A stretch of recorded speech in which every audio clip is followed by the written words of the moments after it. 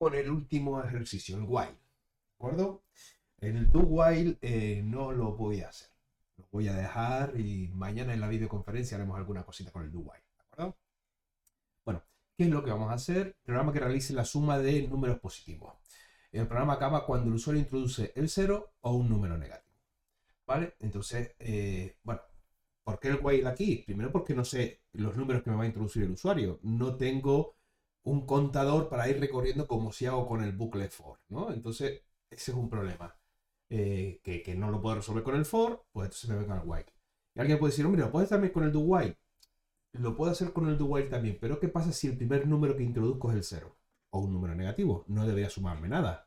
Recuerden que el while puede que no se ejecute ninguna vez, en cambio el do while sí se ejecuta mínimo una vez, con lo cual tampoco me vale el do while para resolver este problema. Bueno, pues vamos a trabajarlo primero. Mis variables, pues una variable num, que va a ser el valor que va a introducir, mi clase scanner,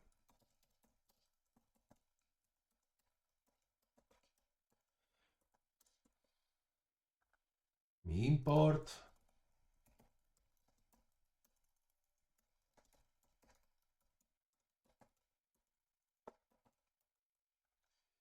¿vale? Entonces lo que me dice, y lo voy a escribir aquí, es el programa para, o se acaba, o el bucle se acaba, vamos a ponerlo mejor, el bucle finaliza cuando el usuario introduce el 0 o un número negativo. Lo voy a poner por aquí cerca de donde voy a escribir en el for. Vamos a poner un mensajito aquí ya lo primero. Introduzca número a sumar. Exacto. Vale. Por otro lado, necesito una variable que me almacene el total de lo que voy a ir sumando. Lo tengo por aquí. Y aquí voy a guardar en num, pues, el valor introducido por el usuario. ¿Vale? Y aquí es donde vamos ahora al while. ¿Vale? Recuerden, vamos a poner la sintaxis del while, unos paréntesis y las instrucciones que van de. Y me dice, el bucle finaliza cuando el usuario introduce el 0 o un número negativo. Recuerden que el while se ejecuta cuando lo que tengo dentro de los paréntesis, la condición o condiciones que tengo dentro de los paréntesis, es cierta. Si eso es cierto, se ejecuta lo que hay aquí dentro. Entonces, yo quiero que esto se ejecute mientras no sea un 0 o un número negativo. ¿Vale? Eso es lo que me está diciendo el enunciado. ¿Vale? Vamos a empezar por partes. Vamos a poner, si num es distinto de 0, entonces se ejecuta el bucle, ¿no? ¿Vale? Si yo pongo el 0 aquí de entrada, 0 es distinto de 0, falso. No se ejecuta el bucle y sale, correcto. Cuando el usuario introduce el 0, se sale del bucle. El bucle finaliza. Con lo cual mi condición tiene que ser justo la contraria. ¿De acuerdo? Entonces, en muchos casos nos vamos a encontrar que realmente el enunciado lo que nos dicen es justo la condición contraria a la que tengo que poner dentro del test del while. Entonces, lo que me está diciendo es, si el número es distinto de 0, entonces sumo, ¿vale? Pues mientras número sea distinto de 0, esa es la traducción que tenemos que tener en la cabeza para ver lo que se ejecuta en el bucle, pues entonces, ¿qué voy a hacer? Pues voy a sumar, ¿no? Pues total es igual a total más num. Y total, la vamos a inicializar a 0. Y si la puedo inicializar a 0, obviamente, porque estamos con un sumatorio. ¿De acuerdo? Pero es que no me está diciendo eso solo, me está diciendo mientras el número sea distinto de 0, entonces hago eso, o bien cuando sea un número negativo. Con lo cual esta condición no es del todo correcta, ¿vale? Porque si yo pongo aquí el menos 1 por ejemplo, es distinto de 0, esto es cierto y se ejecuta el bucle. Y no queremos eso porque el menos 1 es un número negativo. Con lo cual esta condición no es correcta, ¿vale? Pero me ha servido para entender un poquito qué es lo que tengo que poner dentro, que es total. Poner el total y al final vamos a poner aquí la impresión de la suma de los números es pues total. ¿Vale? Recuerden que también había otra cosita aquí, ¿vale? Yo estoy metiendo num, pero tengo que volver pedir el siguiente número, porque esto dice que es un bucle que se ejecuta hasta que no ocurra eso, ¿vale? Pues, aquí lo convertimos.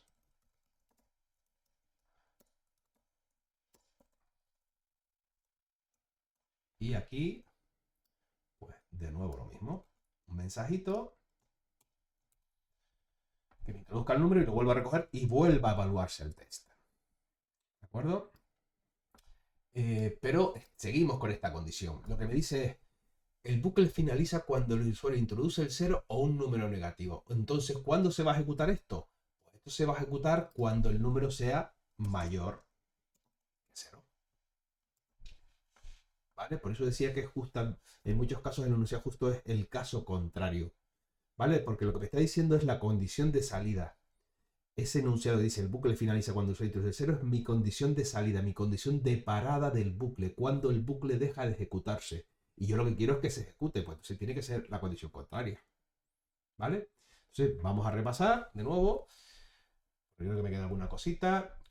Imprimo el número, ¿vale? Si el número que pone aquí es mayor que 0, vamos a poner que introduce el 5, ¿qué es lo que hace? ¿5 es mayor que 0? Cierto, se ejecuta, ¿vale? Pues ¿qué hago? Pues sumo a total, inicialmente vale 0, le sumo el 5, vuelvo a pedir un número.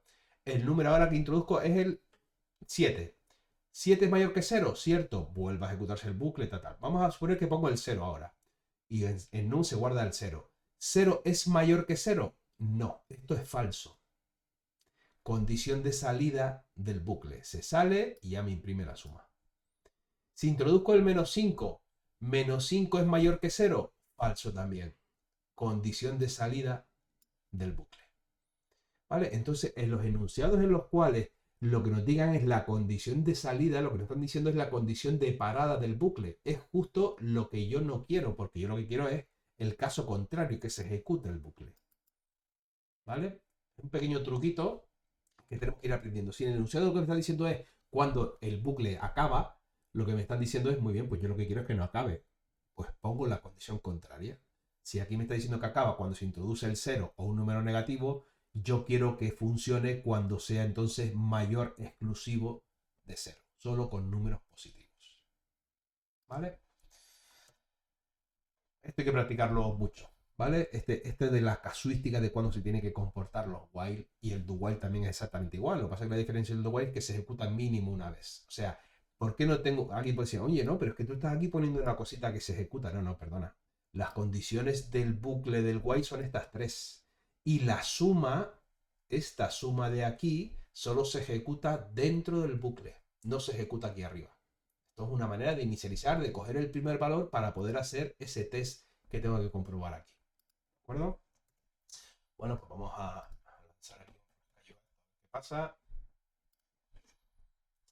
Número a sumar. Pues el 5.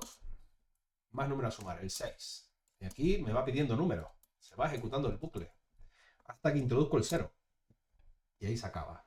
5 y 6, 11. 11 y 7, 18. 18 y 4, 22. 27 y 3, 30. Correcto. ¿Vale?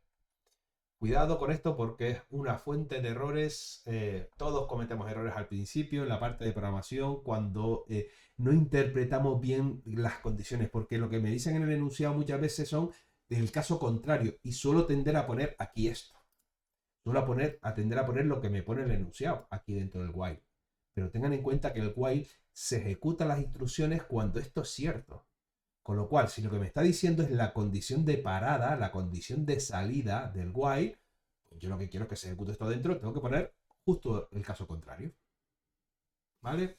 Seguiremos practicando mucho esto con los while, pero asentemos sobre todo bien esa parte teórica de cuándo se ejecutan el bucle while, el do while y el bucle for, en este caso.